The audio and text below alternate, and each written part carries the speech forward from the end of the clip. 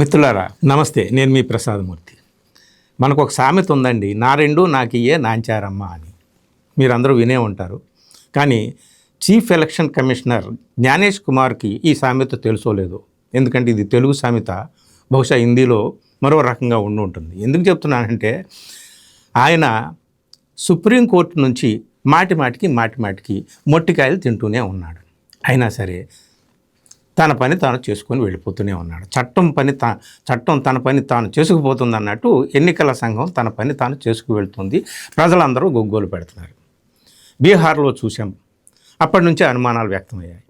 అప్పటి నుంచే సుప్రీంకోర్టులో ఈ ఎస్ఐఆర్ ప్రక్రియ మీద విచారణ జరుగుతూనే ఉంది. మరి ఎన్ని సంవత్సరాలు జరుగుతుందో, ఎన్ని దశాబ్దాలు జరుగుతుందో తెలియదు. కానీ బెంగాల్లో, తమిళనాడులో, కేరళలో ఎన్నికలు అవుతున్నాయి బాబు, ఇప్పుడైనా సరే సక్రమంగా చేయండి ఈ పద్ధతిని అని చెప్పి అందరూ కూడా సుప్రీంకోర్టుని వేడుకున్నారు. సుప్రీంకోర్టు కూడా చాలా సందర్భాల్లో జోక్యం చేసుకొని ఎలక్షన్ కమిషన్కి కొన్ని చేవాట్లు లాంటి సందేశాలు ఇచ్చింది.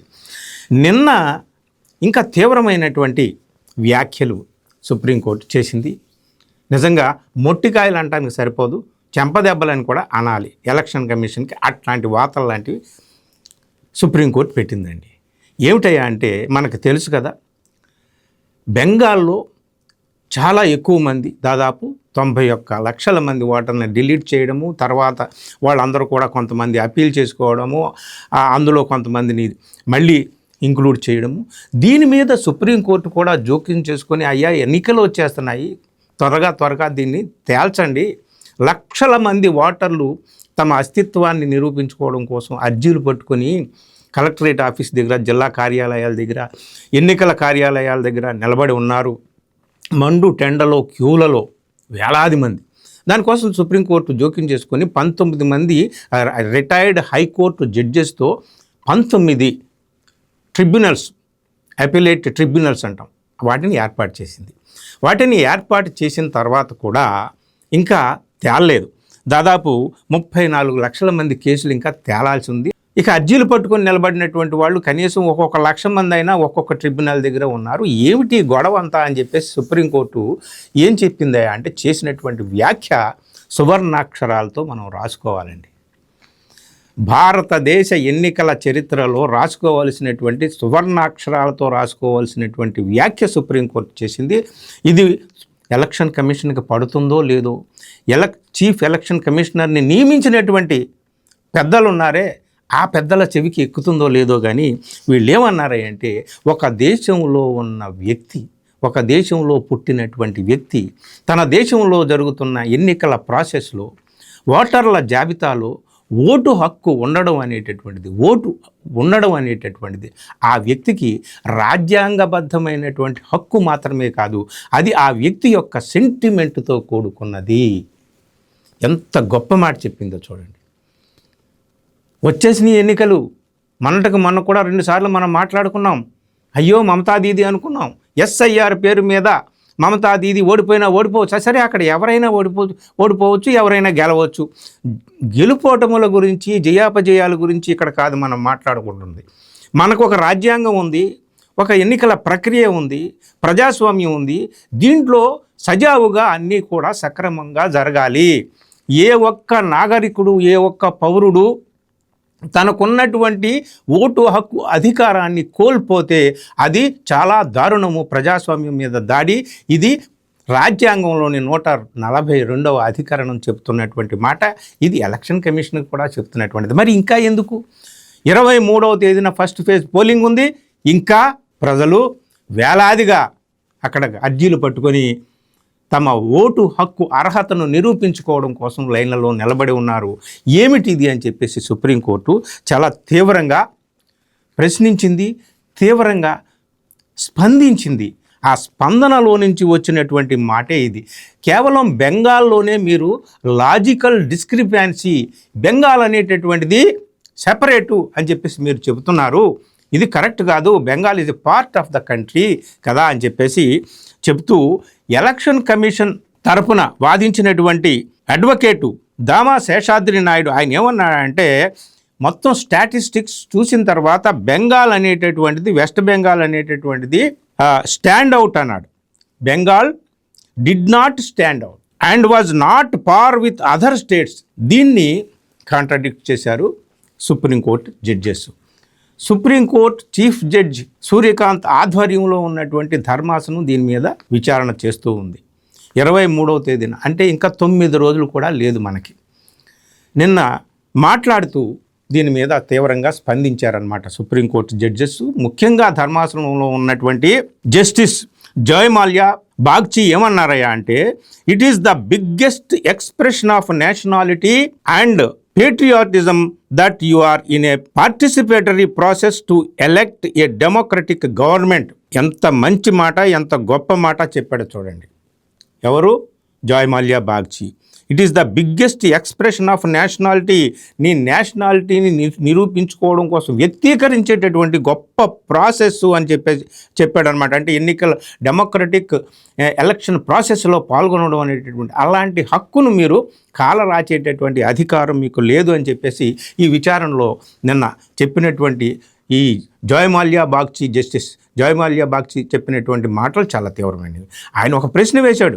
2002 నాటి ఎలక్టోరల్ రోల్స్లో ఉన్నటువంటి వాళ్ళు ఎవరిని కూడా ఎలాంటి డాక్యుమెంట్స్ మేము అడగము అని మీరు అన్నారు. మీరు అన్న తర్వాత మళ్ళీ ఇప్పుడు ఈ లాజికల్ డిస్క్రిపెన్సీ అని చెప్పి ఒక డివిజన్ ఒకటి చేశారు కదా, కేవలం బెంగాల్ కోసమే. అంటే లాజికల్ డిస్క్రిపెన్సీ అంటే హేతుబద్ధమైన తర్కబద్ధమైనటువంటి తేడాపాడాలు ఉన్నాయి, కానీ అది లాజికల్ అంట. ఇంకెక్కడా మీరు అప్లై చేయలేదు.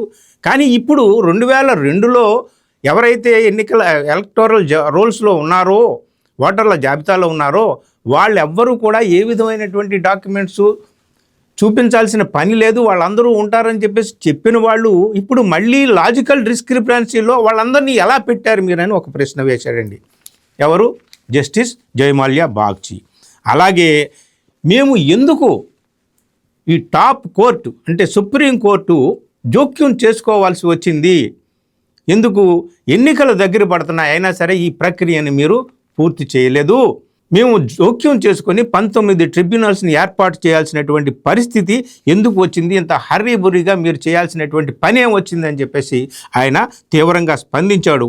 అలాగే ఏదైతే 19 ట్రిబ్యునల్స్ మేము ఏర్పాటు చేశామో ఆ ట్రిబ్యునల్స్ సాగించేటటువంటి ఆ కార్యనిర్వహణ విధానం ఏదైతే ఉందో అది అత్యంత దృఢంగా రోబస్ట్ అనే మాట మాట్లాడారు.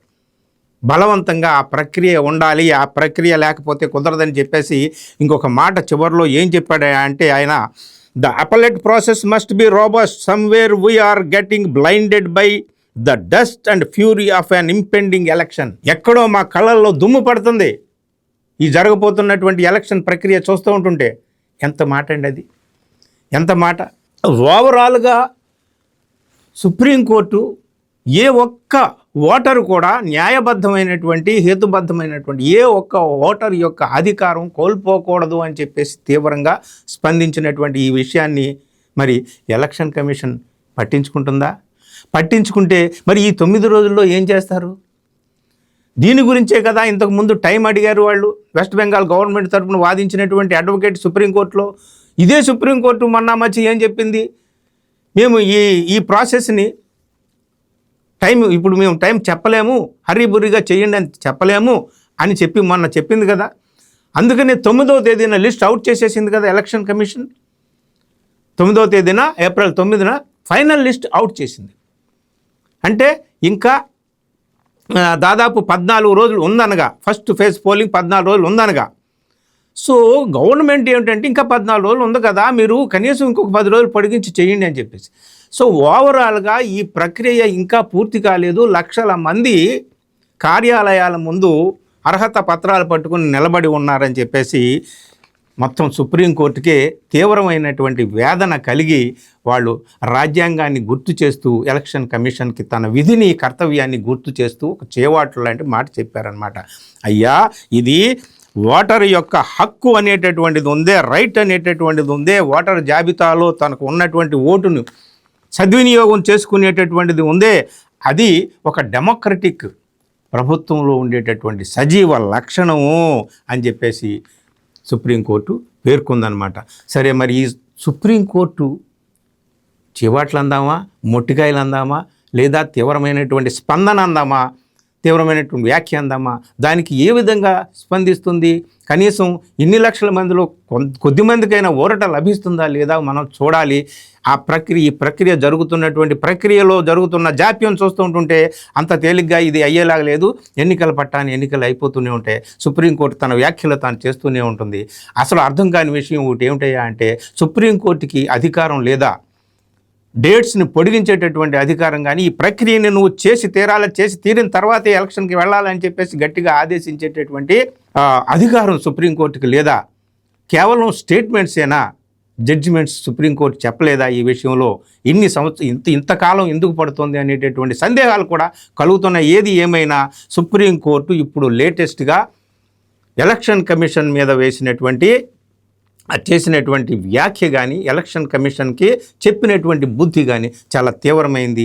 దీని మీద ఏ విధంగా ఎలక్షన్ కమిషన్ స్పందిస్తుంది, ఏం జరుగుతుంది అనేటటువంటిది మనం చూడాలి. ఇంకా 9 రోజులు కూడా ఎన్నికల ప్రక్రియకు ప్రారంభం కావడానికి ఇంకా 9 రోజులు కూడా సమయం లేదు మిత్రులారా. చూద్దాం ఏం జరుగుతుందో. Thank you.